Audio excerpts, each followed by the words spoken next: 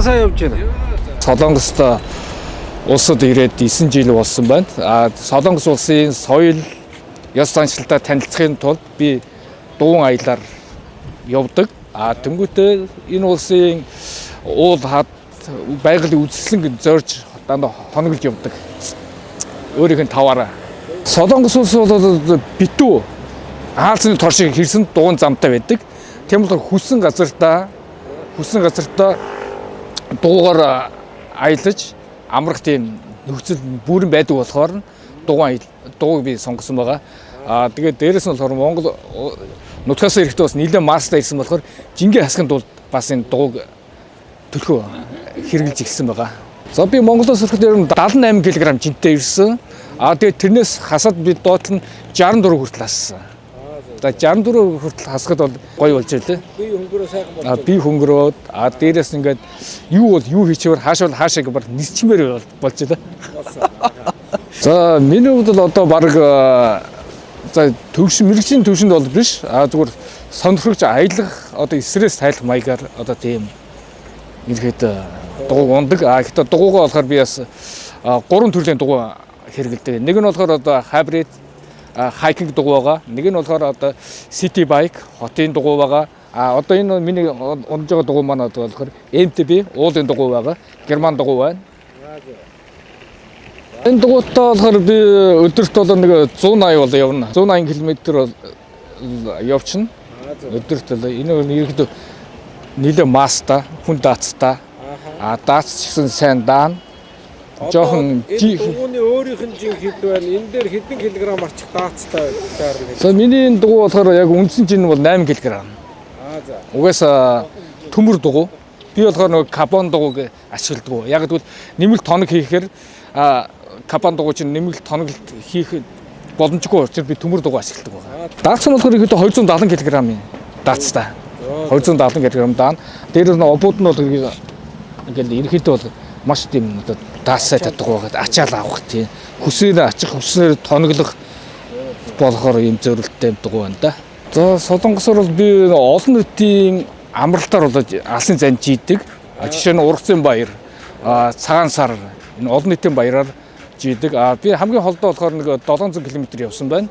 Яг Сөүл хотын төвөөс Инчон, Чажонго, Арбет гэж замын эхлээс нь Айна эхлээд тэгээд бусан хүртэл явсан байгаа. Дандаа майхна хоноглоод дээрээс нь тэгээд энэ Солонгосын нэг Маколе гэж байдаг Маколе амтлаа хийх маягаар ингэж нэг супер аялал хийсэн. Гэхдээ тэрийг би Солонгосчууд бол 4 өдөр 5 шөнө явдаг. Тэгэхээр би болохоор 4 шөнө 4 өдөрт багтаач жийсэн байгаа. Тэгэхээр нэлээд өөрийгөө шахаж явсан гэсэн. Ерхэд яг үндсэн зам нь бол 633 км.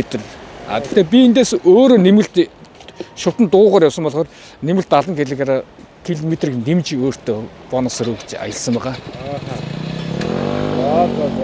Нийтдээ тэгвэл тэр 630 км нийтдээ 700 км замыг хэдэн хоног хэдэн цагт туулсан? За яг 4 шөнө 4 өдөр 700 км явсан тий. Тэгээ хамгийн ихний одоо би болохоор аяллахын мөр одоо хоёр хэсэгт хувааж аялсан байгаа.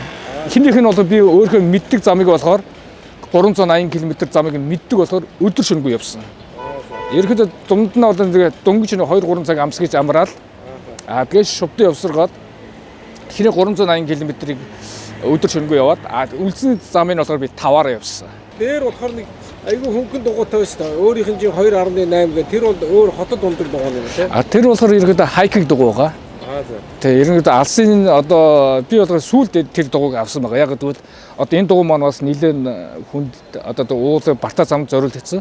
Тэр дугуй маань одоо ямар замд явна? Ууланд явна. Одоо хотын нөхцөлж ашиглах боломжтой.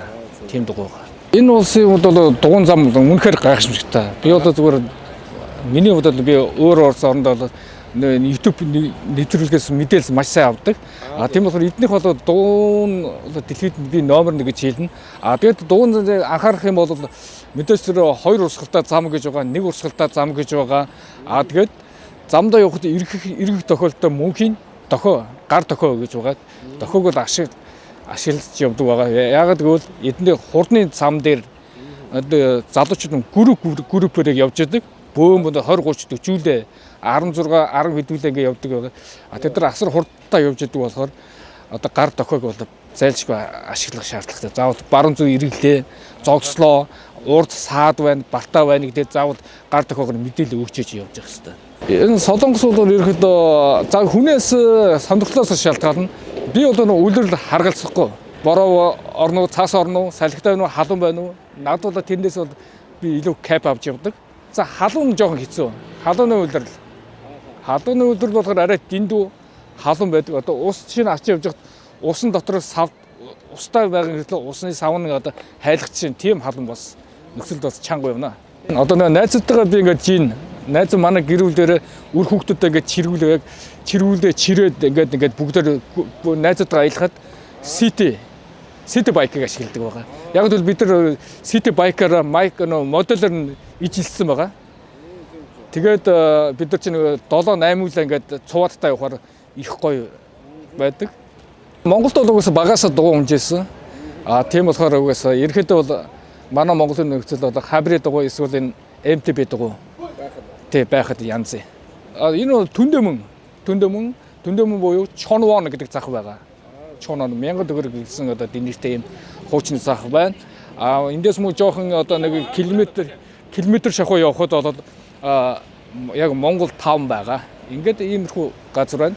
Энэ голыг танилцуулахад энэ гол болохоор одоо эдний пак ерөнхийлөгчийн одоо 2 солонгосын одоо дайны дараах энэ одоо хотын одоо бохир хаягдал одоо энэ байгалийн сайхны тогтцыг гэдэг одоо эвдээд тийм нэг тааламжгүй нөхцөл байдалтай байсныг одоо энэ эко орчныг сэргээгээд энэ сайхан гол үүсгэсэн юм байна. Гэхдээ энэ гол нь болохоор одоо голын ус нь болохоор байгалийн гол ерхэд эртнээс бол байгалийн гол байсан. Гэхдээ эндээс болохоор одоо эднийх чинь метроны шугам ихтэй. Метроны шугамны одоо гүндэх одоо усыг аюулгүй байдлаас ингээд бас гадагшуулахын тулд энэ голыг бас ингэж үүсгэсэн байна. Тэгэхээр энэ гол болохоор өдөрт 12,000 куб усыг шахаж ингэж газрах доорыг хөрснийхээ аюулгүй байдлыг ингэж үүсгэсэн юм байна бас давхар.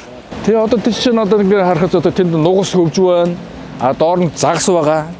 Энэ голын эргээр явж байгаа зам ба штэ. Эргээр дугуугаар явах уу? Энэ бол зөвхөн явган хүмүүсийн зам.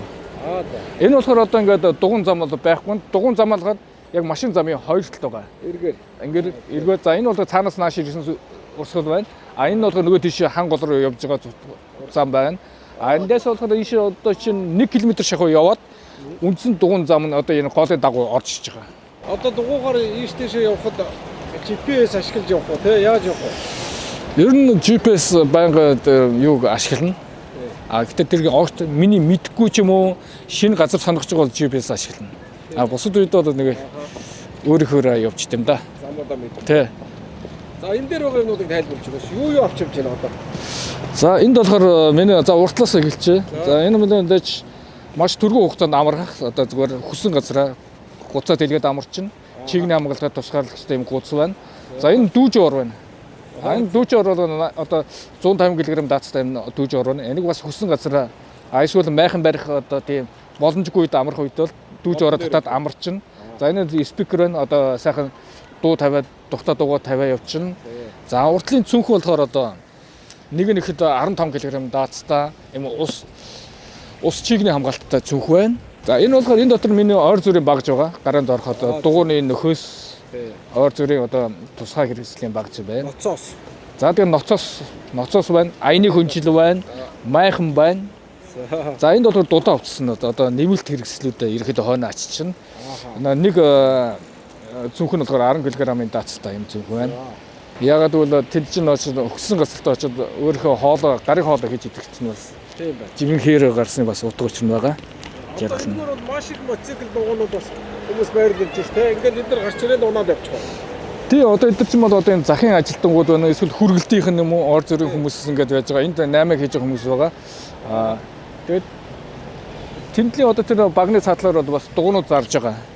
Биэнд бас нэг өмнө болохоор 3 удаа ирж би дугуйгаа зарж байсан.